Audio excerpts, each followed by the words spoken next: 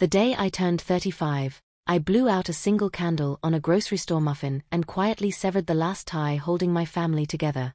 No fanfare. No calls. Just me in a cramped off-base apartment that smelled of instant noodles and gun oil, scrolling through Facebook while my coffee went cold.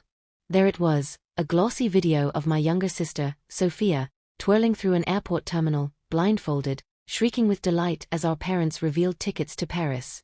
The caption glowed, "Our golden girl deserves the world. So proud." Comments flooded in, relatives gushing, friends posting champagne emojis. Then my father's pinned remark, "She's the child who actually brings us joy." Mom hearted it instantly. I didn't rage. I didn't type a reply. I simply opened my banking app, stared at the joint account I'd funded for years, and initiated the full transfer back to my name. One tap. Irreversible. That click echoed louder than any birthday wish I'd ever ignored. ID enlisted at 18 to escape the role of invisible daughter. The military gave me purpose, discipline, and a paycheck I mostly sent home after Dad's heart surgery left them scrambling. Emergencies only, we agreed. I started small, $200 here, $400 there, then made it automatic. Bills, meds, groceries. I never asked for proof. They were family.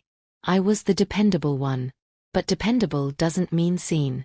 Sophia got the encouragement, art classes, study abroad dreams, emotional support when relationships imploded.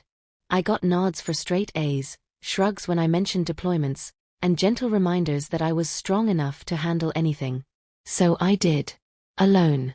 The Paris trip wasn't a one-off. Scrolling the transaction history felt like peeling back years of polite denial. Boutique purchases in Milan. Weekend getaways to coastal spas. Transfers labeled Sophia's apartment deposit, and treat yourself. Over $45,000 funneled into experiences I'd never been invited to share. My savings? Stagnant. My car? Still running on borrowed time.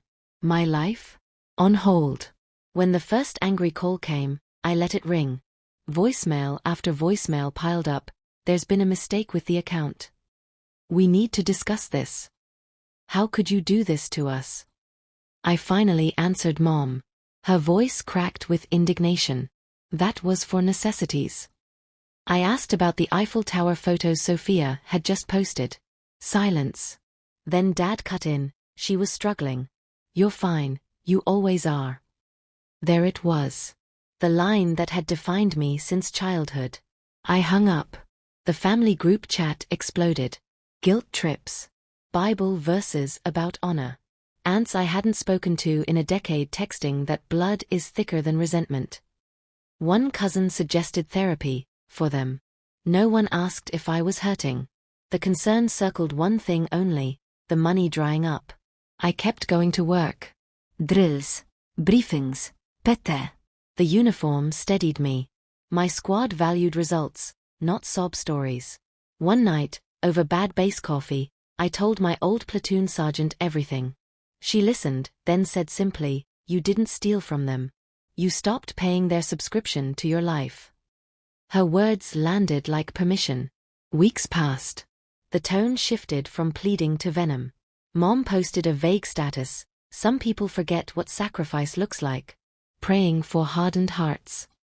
Tax flew.